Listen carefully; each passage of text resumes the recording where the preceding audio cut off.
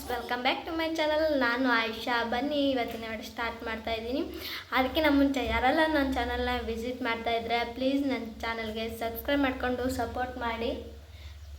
ಬೇಡ ಸಪೋರ್ಟ್ ಮಾಡಿ ಪ್ಲೀಸ್ ನನ್ನ ಚಾನಲ್ಗೆ ಅಂತ ಹೇಳ್ತಾ ಇವತ್ತಿನ ವಿಡಿಯೋ ಸ್ಟಾರ್ಟ್ ಮಾಡ್ತಾ ಇದ್ದೀನಿ. ಇವತ್ತಿನ ವಿಡಿಯೋದಲ್ಲಿ ಬೀನ್ಸ್ ತಿನ್ನಿಸ್ತಾ ಇದ್ದಾಳೆ ಅವಳು. ಇವತ್ತಿನ ವಿಡಿಯೋದಲ್ಲಿ ನಾನು ಬದನೆಕಾಯಿ ಪಲ್ಯ ಮತ್ತು ಬದನೆಕಾಯಿ ಮತ್ತು ಆಲೂಗಡ್ಡೆ ಸೇರಿಸಿ ಎರಡನ್ನೂ ಪಲ್ಯ ಮಾಡ್ತಾಯಿದ್ದೀನಿ. ಸೂಪರ್ ಆ್ಯಂಡ್ ಟೇಸ್ಟಿಯಾಗಿ ಬಂದಿತ್ತು. ಅದನ್ನು ನಿಮ್ಮ ಜೊತೆ ಶೇರ್ ಮಾಡ್ಕೊತಿದ್ದೀನಿ. ಪ್ಲೀಸ್ ಎಲ್ಲರೂ ಸಪೋರ್ಟ್ ಮಾಡಿ ಅಂತ ಹೇಳ್ತಾ ಇದ್ದೀನಿ. ವಿಡಿಯೋ ನೋಡ್ಕೊಂಡು ಬರೋಣ ಬನ್ನಿ. ಮೊದಲಿಗೆ ನಾನು ಇಲ್ಲೊಂದು ಬಾಣಲೆಯಲ್ಲಿ ಎಣ್ಣೆ ಕಾಯಕ್ಕೆ ಇಟ್ಕೊಂಡಿದ್ದೀನಿ. ಅದಕ್ಕೆ ನಾನು ಜೀರಿಗೆ ಸಾಸಿವೆ ಹಾಕಿದ್ದೀನಿ.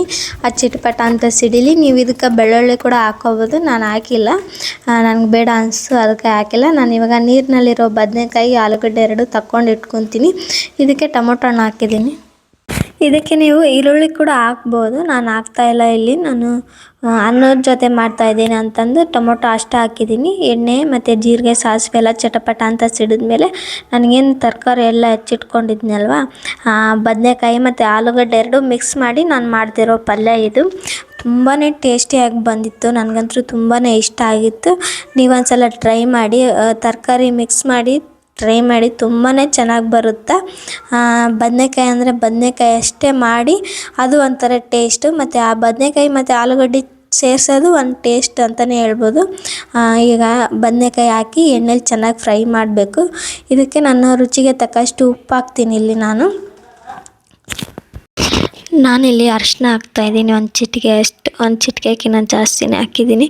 ಒಂದು 1/4 ಟೀ ಸ್ಪೂನಷ್ಟು ಖಾರ ಹಾಕ್ತಾಯಿದ್ದೀನಿ. ಇಲ್ಲಿ ಸ್ವಲ್ಪ ಖಾರ ಜಾಸ್ತಿ ಬೇಕಿದ್ರೆ ಜಾಸ್ತಿ ಹಾಕ್ಕೊಳ್ಳಿ. ಇಲ್ಲಿ ಸಾಂಬಾರು ಪೌಡರ್ ಕೂಡ ಹಾಕ್ತಾಯಿದ್ದೀನಿ. ನೀವು ಧನಿಯಾ ಪೌಡರ್ ಕೂಡ ಹಾಕ್ಕೋಬೋದು, ಟೇಸ್ಟಿಯಾಗಿ ಬರುತ್ತೆ. ನಾನು ಹಾಕಿಲ್ಲ, ನೀವು ಇದ್ದರೆ ಹಾಕ್ಕೊಳ್ಳಿ. ಹೀಗೆ ಸ್ವಲ್ಪ ಕೈ ಆಡಿಸ್ತೀನಿ. ಎಣ್ಣೆಯಲ್ಲಿ ಸ್ವಲ್ಪ ಇದು ಫ್ರೈ ಆಗಲಿ. ಖಾರ ಉಪ್ಪು ಏನು ಹಾಕಿರ್ತೀವಲ್ಲ ಅದು ಸ್ವಲ್ಪ ಚೆನ್ನಾಗಿ ಫ್ರೈ ಆಗಲಿ.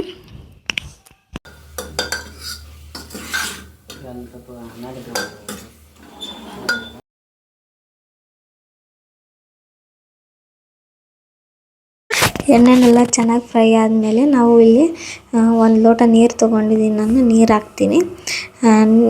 1 ಲೋಟ ಸಾಕು ನೀರು. ಕುಕ್ಕರಲ್ಲಿ ಹಾಕೋದ್ರಿಂದ 1 ಲೋಟ ಸಾಕಾಗುತ್ತೆ. 1 ಲೋಟದಲ್ಲೇ ಇನ್ನೂ ಸ್ವಲ್ಪ ಉಳಿಸಿದೆ ನಾನು. ಅವು ಬೇಕಿದ್ರೂ ಹಾಕ್ಕೋಬೋದು ನೀವು. ಇಲ್ಲಿ ಒಂಥರ ಸಾರು ಟೈಪ್ ಮಾಡ್ತಾಯಿದ್ದೆ. ತುಂಬ ತೆಳುವೂ ಅಲ್ಲ, ತುಂಬ ಗಟ್ಟಿನೂ ಅಲ್ಲ, ಆ ಥರ ಮಾಡ್ತಾಯಿದ್ದೀನಿ. ಇಲ್ಲಿ ನೋಡ್ತಾ ಇರ್ಬೋದು, 1 ಗ್ಲಾಸ್ ನೀರು ಹಾಕ್ಬಿಟ್ಟು ಒಂದು ಕುಕ್ಕರ್ ಮುಚ್ಚಳ ಮುಚ್ಚಿಟ್ಬಿಡ್ತೀನಿ.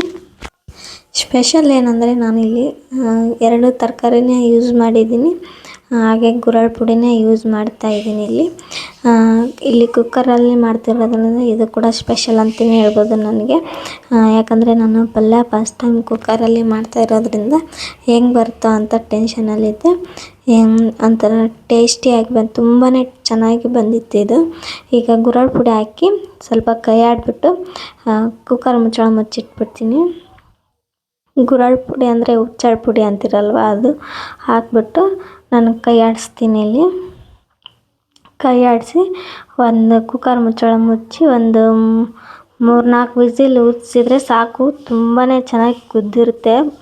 ಆಲೂಗಡ್ಡೆ ಮತ್ತು ಬದನೆಕಾಯಿ ಎರಡು ಮಿಕ್ಸ್ ಆಗಿರುತ್ತೆ ಅಲ್ವಾ, ತುಂಬಾ ಟೇಸ್ಟಿಯಾಗಿ ಬಂದಿರುತ್ತೆ ಅದು.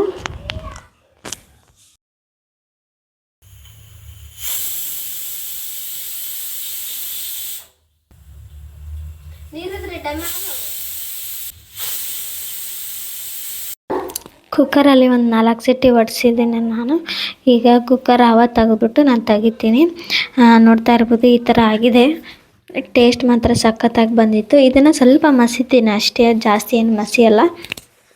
ಆವಾಗ ಗಟ್ಟಿಯಾಗಿ ಆಗುತ್ತೆ, ತುಂಬ ಚೆನ್ನಾಗಿರುತ್ತೆ ತಿನ್ನೋದಕ್ಕೂ. ಇದು ಗುರಳ್ ಪುಡಿ ಹಾಕಿರೋದ್ರಿಂದ ತುಂಬಾ ಟೇಸ್ಟಿಯಾಗಿ ಬಂದಿತ್ತು. ಅನ್ನದ ಜೊತೆ ಆಗಿರ್ಬೋದು, ರೊಟ್ಟಿ ಜೊತೆ ಆಗಿರ್ಬೋದು, ತುಂಬಾ ಸೂಪರಾಗಿತ್ತು. ಈಗ ನಾವು ಜೋಳದ ರೊಟ್ಟಿಯಿಂದ ನಾವು ಬದನೆಕಾಯಿ ಪಲ್ಯನ ಟೇಸ್ಟ್ ಮಾಡ್ತಾಯಿದ್ದೀವಿ. ತುಂಬಾ ಚೆನ್ನಾಗಿ ಬಂದಿತ್ತು. ನನಗಂದ್ರೆ ತುಂಬಾ ಇಷ್ಟ ಆಯಿತು. ಯಾರೆಲ್ಲ ವೀಡಿಯೋ ನೋಡ್ತಾ ಇದ್ದೀರಾ ನೋಡಿ ಸಪೋರ್ಟ್ ಮಾಡಿ, ಹಾಗೆ ಸಬ್ಸ್ಕ್ರೈಬ್ ಮಾಡಿ. ಮತ್ತೆ ಮುಂದಿನ ಬ್ಲಾಗಲ್ಲಿ ಸಿಗ್ತೀನಿ. Take care and bye.